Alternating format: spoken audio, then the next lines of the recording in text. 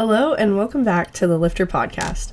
My name is Anya Parasher. I am now a freshman at Stanford University studying public policy and economics, and I'm super excited to be bringing back this series where I interview the world's leading experts in social issues that are directly impacting younger generations. On today's episode of the LIFTER podcast, I'm joined by Dr. Erik Hanushek, a senior fellow at the Hoover Institute at Stanford University. His groundbreaking research has changed the way that we understand teacher quality, student outcomes, and the economic impact of education policy. In today's episode, we explore a little bit more about what makes a school truly different, why investing in learning matters, and how smarter policy can change the lives of millions of students. Let's dive in. Well, first, I want to say thank you so much for coming onto the podcast. I'm really excited to be able to interview you today. I want to start by talking a little bit about your career trajectory. What inspired you to really become an expert on the economics of education? Did you always kind of see this as the direction of your career? And how did your educational experiences, I saw you went to the Air Force Academy and also MIT, kind of shape that? My specialization in education issues as an economist actually was just accidental. I had gone to the Air Force Academy and was still in the military when I was going to graduate school, and I presumed that I would be doing some sort of analysis for the Air Force for at least a while. When I was in graduate school, there was a major report on education that came out from the federal government called the Coleman Report. And I was just looking around for a thesis topic in my PhD program at MIT. And a former professor of mine from the Air Force Academy was at Harvard University at the time. And he snuck me in the back of a big faculty seminar that was aimed at trying to understand this report. And so that actually, I think understanding that report tells you a lot about where I've ended up. This was 1966, and nobody in the social sciences in general was into statistical analysis at all. And James Coleman was a notable sociologist, and he was hired to meet a congressional requirement to study equality of educational opportunity in the United States. And he produced a 750-page report that was entirely filled with statistics and various regression analyses and standard deviations and all kinds of things that nobody understood. This led to a pretty large faculty seminar at Harvard of people who wanted to try to understand what this report said. And I snuck into the back and had probably more statistics than most of the faculty in the room because that was part of our graduate program. And I got enamored with trying to figure out what had been done and whether it could be improved. I ended up using the data that were collected for the Coleman Report for my thesis and doing some work there. And then it was all just one thing led to another, that I started doing more things in education and found it interesting that the area was so important by everybody's agreement, and yet it was so little analyzed. And so I've been working on it ever since my thesis days. Wow, that's amazing too that you were able to kind of stumble upon it. You described almost as an accident and then go from there and create that into something so big, so much research, so many papers. So that is so cool. Speaking of your research, I wanted to talk a little bit about some of your studies. So one of them that I came across was the economic value of higher teaching quality. And in it, it highlights the importance of teacher effectiveness in shaping educational outcomes. And you talk about the quality for student outcomes as well. And so I wanted to ask you, what makes a teacher truly effective, and why does this matter so much in the long term for students? Well, I'm not going to be able to answer the first question. I'll come back to it, but I'll answer the second one. When we hire teachers today, we basically look at what was their background and preparation, and then we pay them according to how long they've been a teacher and whether they got more education, more degrees. None of the factors of how experienced they are or how much education they've had seem to relate at all to effectiveness of the teacher. You know from your own history that some people are better at it than others. And there are some teachers that are really effective and some that are really ineffective. For the most part, that was not highlighted and couldn't be analyzed very easily because we didn't have any good measures of effectiveness other than what training did they have and did they get the right certificate. So one of the first things that I ever did in analyzing education in schools was to make arrangements with a small district outside of Los Angeles to basically get all the student records on student performance and link those to their teachers. And it was something that was patently illegal today to do. Nobody could ever sort of rummage around in the permanent records of the school district today. But at that time, nobody was much concerned about that. The first thing that popped out was the fact that students in some classrooms did much better than students in other classrooms. On average, we had measures of their performance. Now, that wasn't completely surprising because students in some classrooms had parents that were better able to help them out and came from neighborhoods where all the kids were interested in schooling, and other kids didn't have the same advantages. So you would expect some variation in performance across classrooms simply because of the background of the kids who came in. And so what I did was to try to separate that out. And there's a sort of simple way that has been refined a bit today, but it's basically the method used today to evaluate teachers in a systematic way. And that is, you look at the performance of the kids when they arrive in the classroom, and you look at the performance when they leave, and with some bells and whistles, the difference between what they know at the end, given what they knew at the beginning, is a measure of teacher effectiveness, because that takes what they knew at the beginning takes into account the advantages of their family and neighborhoods and so forth. And once you take that into account, you still see huge variations across teacher classrooms, which for the most part, you can attribute to teacher effectiveness.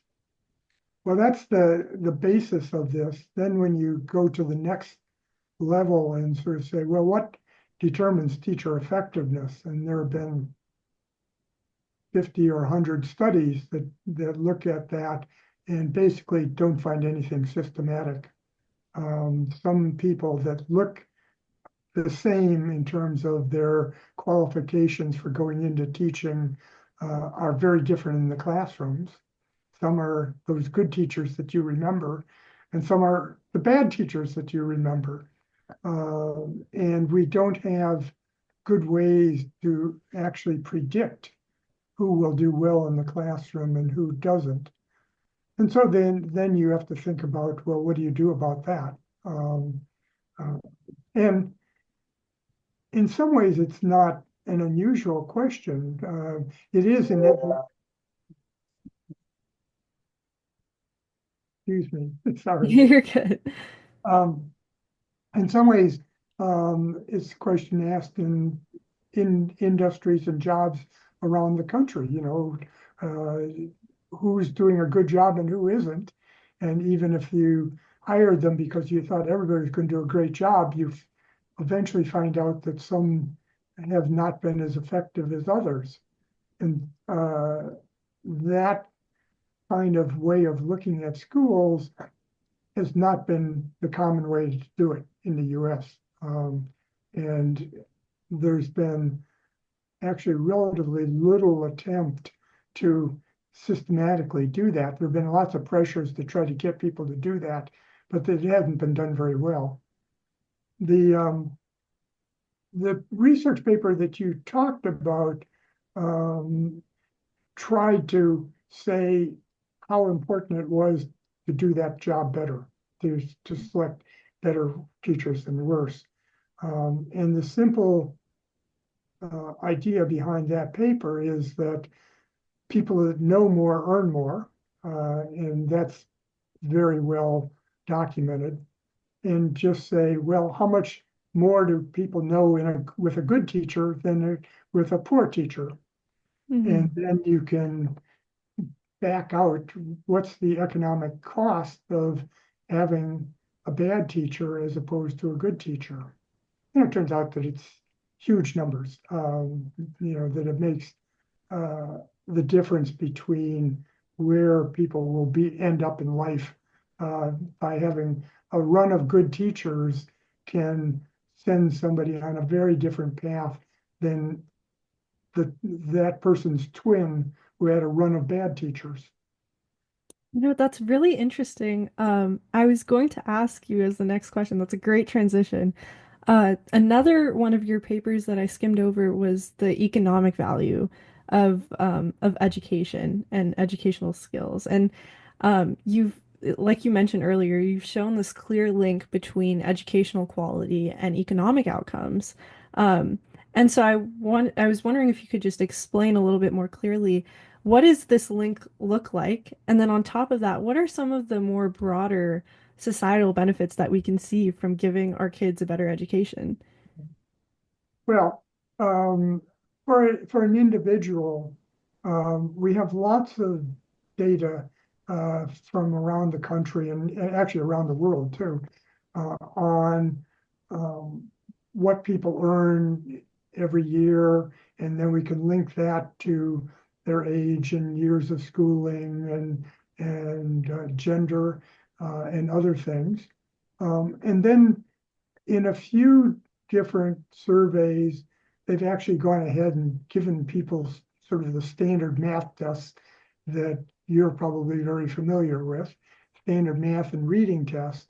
And it turns out that when you look at the impact of knowing more as measured by these standard tests, you find that it is large and systematic. In fact, it's been larger in the US than almost any other country in the world, in part because we have a society that rewards skillful people and rewards new inventions and rewards people who do well on jobs. And you see that in the labor market.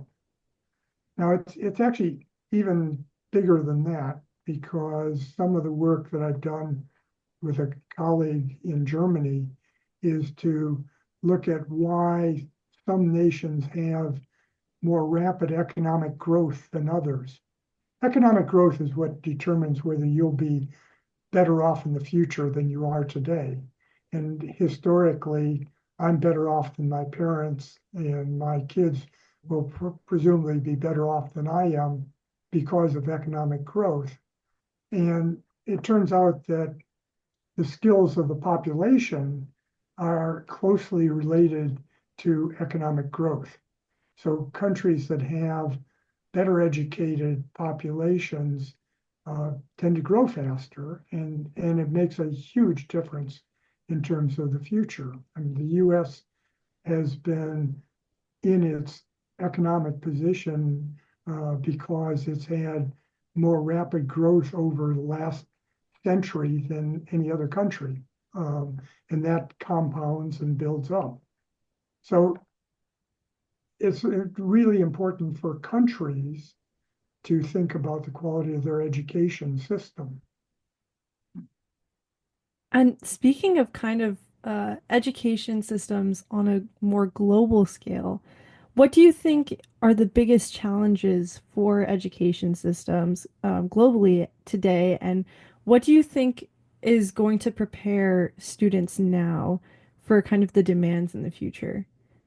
Well, one of the things that I've recently done, again with the same German colleague and some others, is to try to look at the skills of people in every country of the world.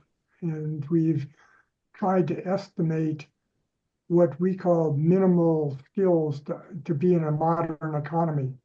So the minimal skills are being able to solve a simple um, single equation, one unknown problem. Like I flew from here to Washington, D.C. last week. I paid $850 for my ticket. The exchange rate between the dollar and the UK pound is 1 to 1.25. How much did my ticket cost in British pounds?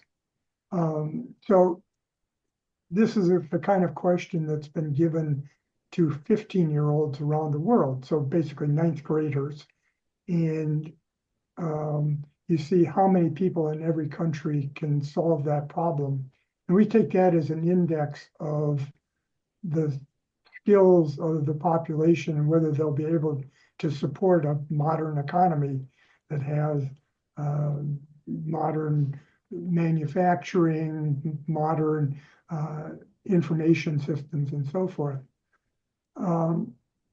It turns out, for example, if you look at sub-Saharan Africa, only 5 or 6% of the population of everybody in sub-Saharan Africa can reliably solve that exchange rate problem.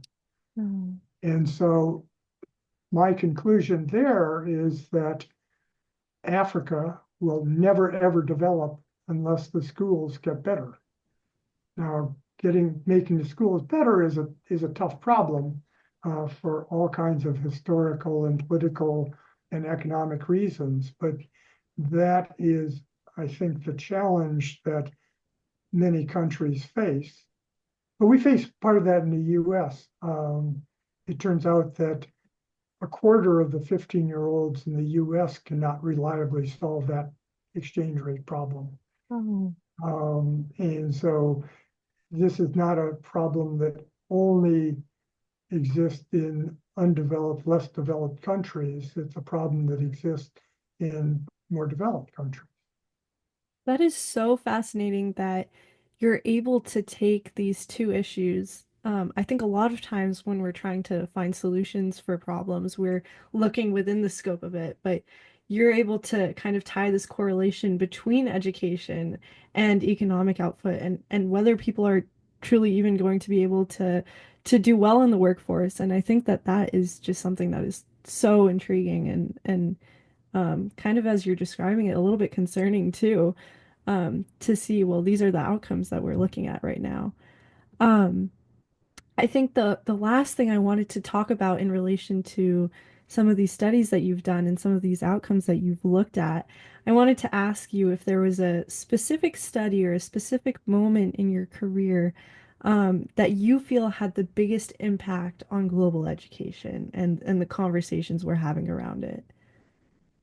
Well, in terms of global education, I think the things we just talked about had the biggest impact. When I first looked at economic growth, I actually did it with a graduate student of mine when I was at the University of Rochester.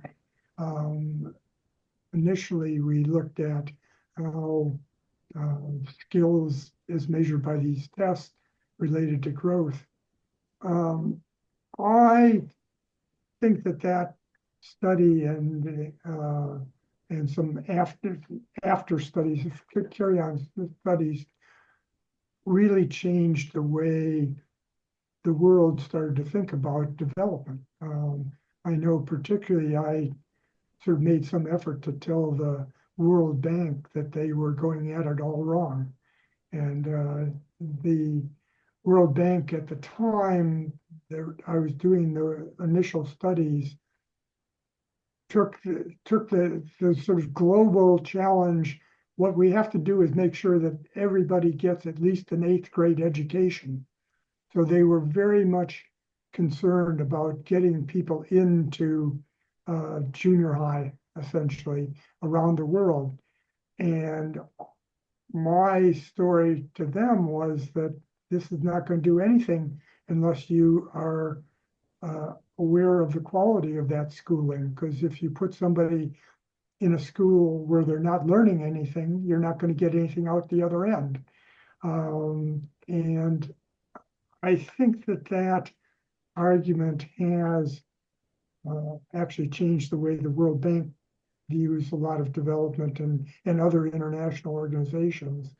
And it's affected, I think, the education in a number of countries where they have picked up on this idea that the quality of the school is the key element. That is really, really fascinating and kind of talking about looking at the future impacts of education.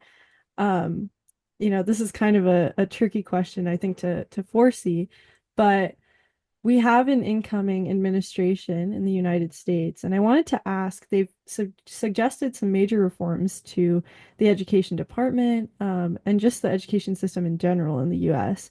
And I wanted to ask you, what changes do you think we can expect to see, and how will these changes impact students, either positively or maybe even negatively? Well, it's a little bit hard to predict, and it's a little hard to know how important it will be because the federal government is really not the major producer of education in the US or the major policy uh, impetus behind education policy. The federal government only spends about 10% of the total amount spent on education. The rest comes from state and local funding. And states have the primary responsibility for what education looks like. So New Mexico has very different policies from California, from New York State, et cetera.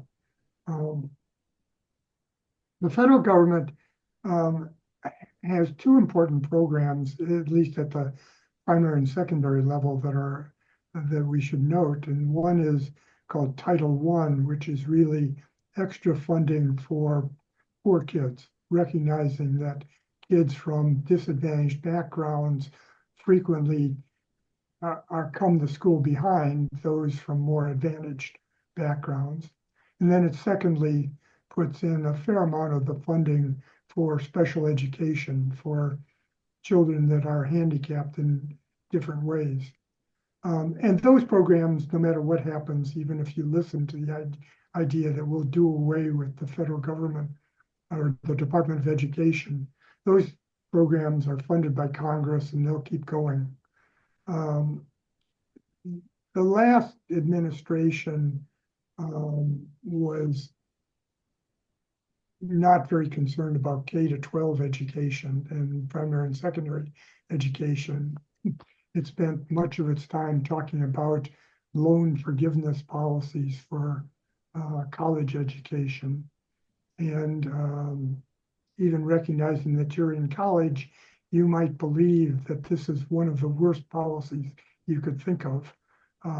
Why do you want to reward people who didn't pay off their loans as opposed to people who did? You want to make sure that there is, in fact, a loan policy, but why reward only the people that got into college? Those are, in some sense, the winners because they're going to come out ahead in the future, and you're talking about rewarding them. So it turns out to be a very regressive policy. It favors the better off as opposed to the poor, less well off. And then finally, the biggest problem in my mind is one that hasn't been discussed in the media, and that is that you've really handicapped, maybe even destroyed the possibility of having a federal loan policy for higher education in the future. Because if I take out a loan today, why would I repay it? Because the government might forgive me. So I should not jump into repaying any loans I make, which in the end dooms any loan program you have. So that's a little summary of the fact that we're going into a new unknown administration in the Department of Education. The last one I did not think was very good at promoting the things that I'm concerned about of improving the quality and the distribution of education.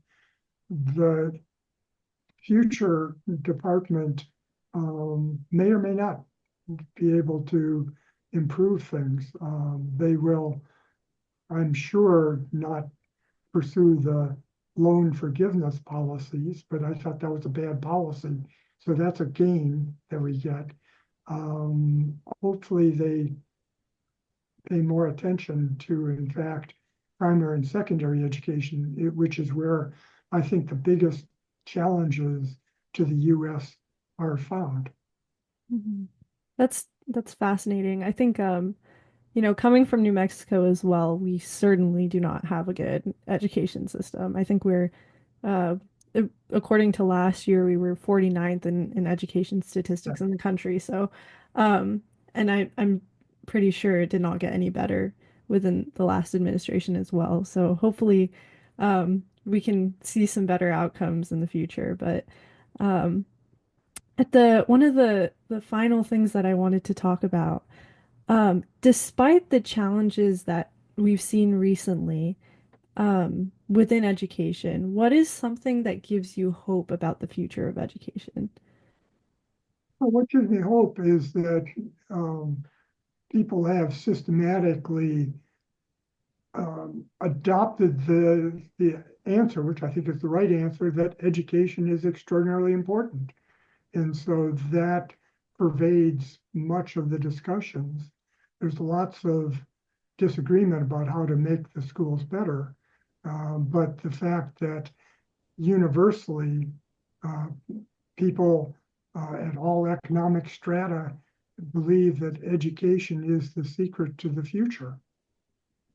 Um, Yeah, I mean, it's really interesting too. I think one of the greatest things that we have going on right now is this push for innovation within education. And so even talking about some of the good parts of using technology and AI in education to personalize it for students and improve on that is something that I've been exploring a little bit. And I think that if we really catch on to that, maybe there's a way that we can improve education for students.